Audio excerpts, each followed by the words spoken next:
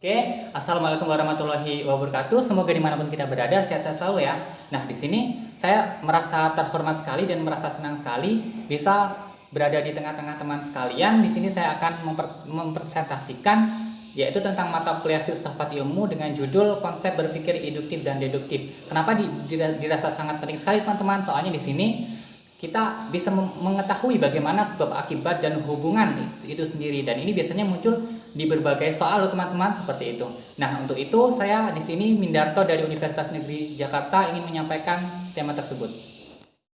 Baik teman-teman, di sini pada pertemuan kali ini tentang mata kuliah filsafat ilmu, di sini kita akan membahas mengenai tema konsep berpikir induktif dan deduktif dalam filsafat ilmu sendiri. Nah, teman-teman sekalian, sebelum kita pergi atau mengenal lebih dalam mengenai deduktif dan induktif itu sendiri, alangkah baiknya kalau misalkan kita mengenal lebih dalam mengenai logika, karena logika ini adalah bumbu-bumbu di mana yang akan menjadi suatu sebuah pemikiran seperti itu. Selanjutnya membahas atau memperdalam mengenai logika teman-teman. Pengertian logika adalah cabang filsafat ilmu yang melakukan kajian tentang cara berpikir sahih. Nah, yang dimaksud sahih di sini adalah valid teman-teman.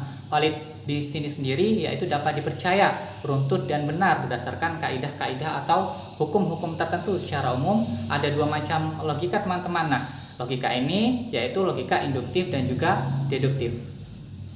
Logika deduktif. Deduktif berasal dari bahasa Inggris yaitu deduction, yang berarti penarikan kesimpulan dari keadaan-keadaan yang umum, menemukan yang khusus ya dari yang umum seperti itu.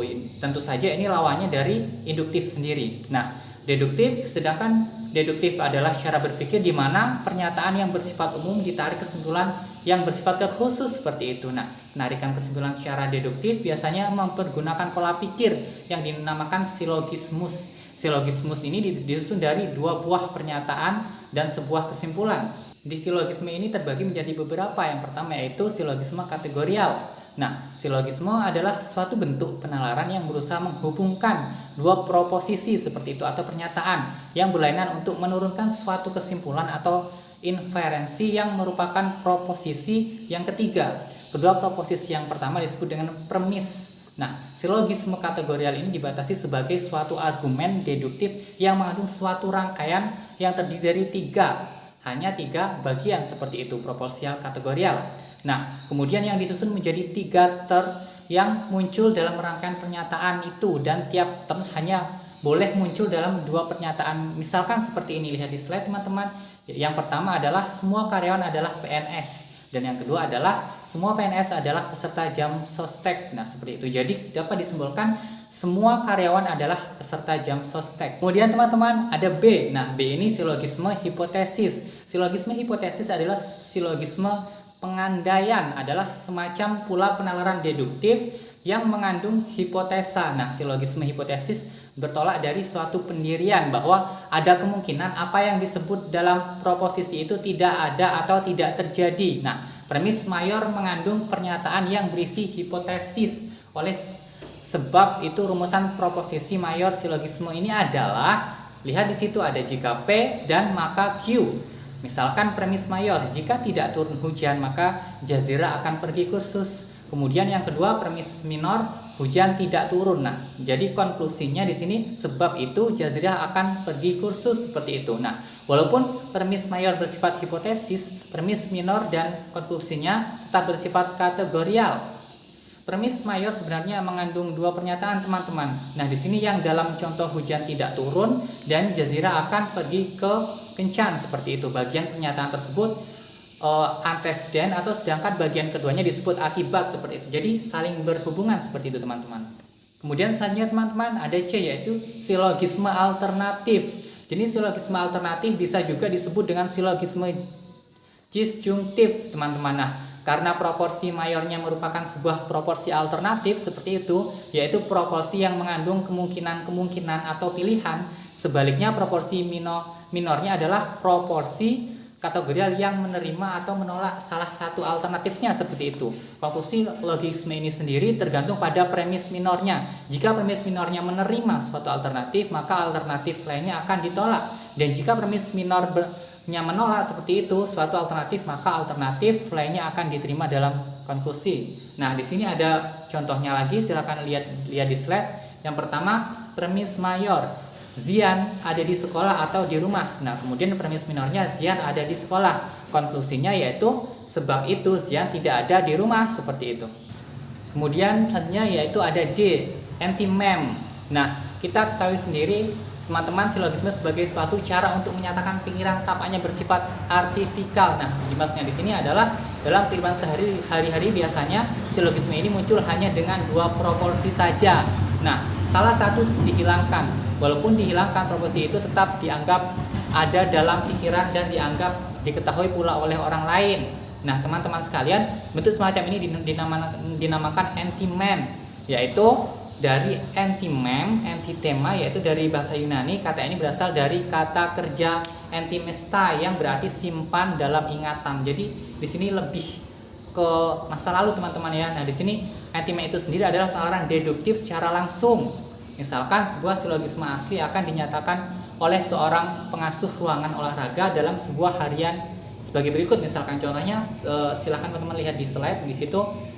Misalkan siapa saja yang dipilih mengikuti pertandingan Thomas Cup adalah seorang pemain kawakan. Yang dimaksud kawakan di sini adalah pemain lama, teman-teman ya. Nah, di sini di premis minornya terjadi Rudi Hartono terpilih untuk mengikuti pertandingan Thomas Cup, seperti itu. Nah, konklusinya atau kesimpulannya jadi sebab itu Rudi Hartono adalah seorang pemain bulu tangkis kawakan, seperti itu, teman-teman. Kemudian teman-teman, selanjutnya kita akan lari yang kedua, yaitu induktif. Induktif ini lawan kata dari deduktif sendiri. Nah, kalau misalkan induktif ini metode yang berpikir, seperti itu, teman-teman, yang digunakan untuk dengan bertolak dari hal-hal khusus ke umum, seperti itu. Nah, proses penalaran ini mulai bergerak dari penelitian dan evaluasi atas fenomena yang mungkin ada, maka disebut sebagai sebuah corak berpikir yang ilmiah karena perlu proses penalaran ilmiah dalam penalaran induktif sendiri, seperti itu. Nah, teman-teman sekalian, proses penalaran induktif dapat dibedakan lagi atas beberapa macam.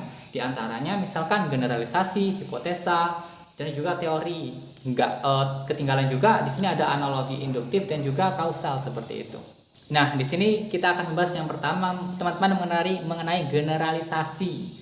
Nah, generalisasi itu sendiri, teman-teman, suatu proses penalaran yang bertolak belakang dari sejumlah fenomena individual untuk menurunkan suatu inferensi yang bersifat umum, teman-teman.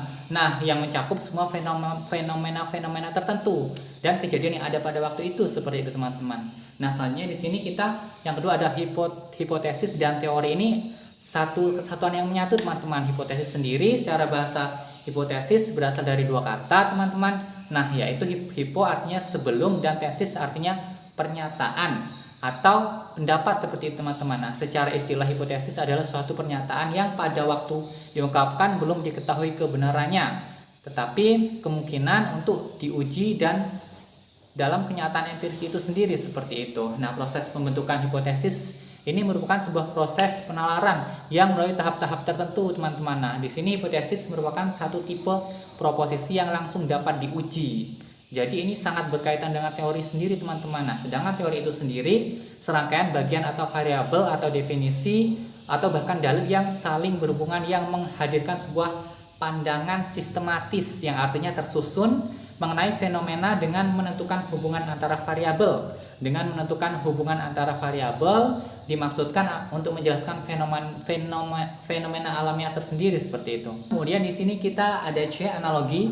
Nah, analogi induktif itu sendiri, teman-teman, yaitu analogi yang disusun berdasarkan persamaan yang ada pada dua fenomena. Kemudian ditarik kesimpulan bahwa apa yang ada pada fenomena pertama terjadi juga pada fenomena kedua. Nah, analogi ini, teman-teman, merupakan suatu metode yang sangat bermanfaat untuk membuat suatu kesimpulan yang dapat diterima berdasarkan pada persamaan yang terbukti terdapat pada dua barang khusus yang diperbandingkan. Jadi di sini membandingkan antara satu dengan yang lain, teman-teman, seperti itu.